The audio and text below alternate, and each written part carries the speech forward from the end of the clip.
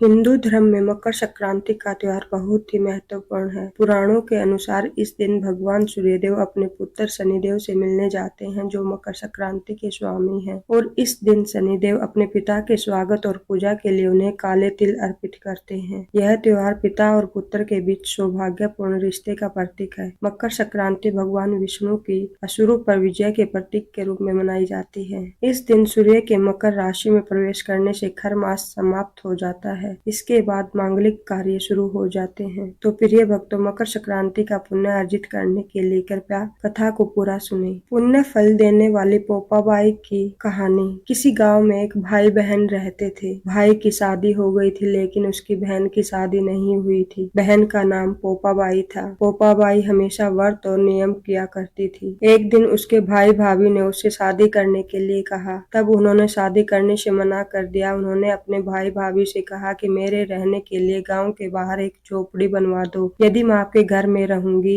तो गांव वाले भी आपको न जाने क्या क्या कहेंगे। जवान बहन बेटी अपने घर में रह रही है, यह भी किसी को अच्छा नहीं लगेगा। मैं उसी झोपड़ी में गांव के बाहर रह लूंगी, अपना जीवन गुजार लूंगी। प्रिय भक्तों, अब पोपाबाई ने सभी गांव वालों से कहा, हे गांव वालों, आप लोग अपने अपने गाय बछड़ों को मेरे झोपड़ी के आसपास चरने के लिए छोड़ दिया करो। मैं सभी गाय बछड़ों की देखभाल किया करूंगी। जो भी बचा कुचा खाना हो वह भिजवा देना, मैं वही खाकर वहाँ पे रह लूंगी। प्रिय भक्तों, इसी तरह बहुत दिन बीत गए। एक दिन उस देश का राजा शिकार खेलने जंगल जा रहा था कि उसकी नजर गांव के बाहर बने पोपाबाई के झोपड़े पर पड़ी। राजा झोपड़े के पास जाकर आवाज लगाने लगा। राजा ने लोगों से सुन रखा था कि पोपाबाई अत्यंत ही सुंदर है। अब क्या था, राजा ने झोपड़ी के बाहर आवाज लगाई, यहाँ कौन रहता है? जब कोई उत्तर नहीं मिला तो झोपड़े के दरवाजे को खटखटाने लगा। खटखटाहट की आवाज सुनकर पोपाबाई अंदर से आवाज दी, बाहर कौन है?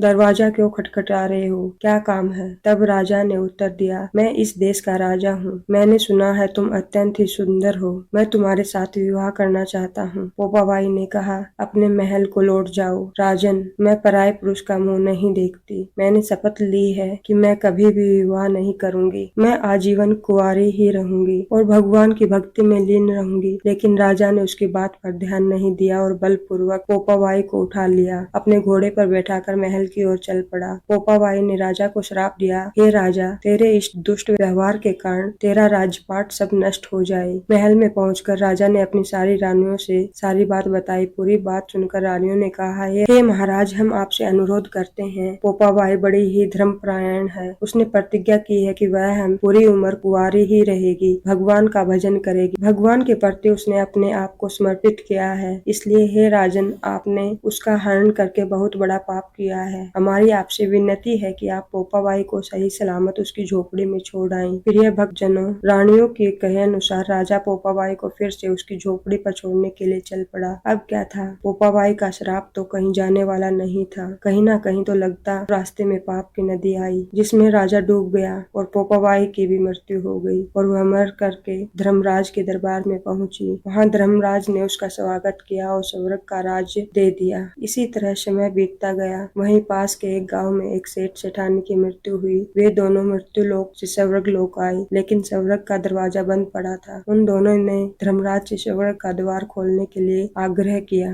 तब धर्मराज ने कहा, इस पर पोपाबाई का राज है। सेठ सेठानी ने कहा, हम पोपाबाई को नहीं जानते, कौन है पोपाबाई? तब धर्मराज ने कहा कि मैं तुम दोनों को 7 दिन के लिए मृत्यु लोक में भेजता हूँ। वहाँ जाकर 8 कटोरे में राई भरकर 5 कपड़ा रखकर कहानी सुनना, उद्यापन करना और ऐसे कहना, राज है पोपाबाई का, लेखा लेगी राई राई का। पोपाबाई की जय हो। पोपाबाई, आप सभी भगवान के भक्तों को स्वर्ग लोक की प्राप्ति कराना। जय हो पोपाबाई।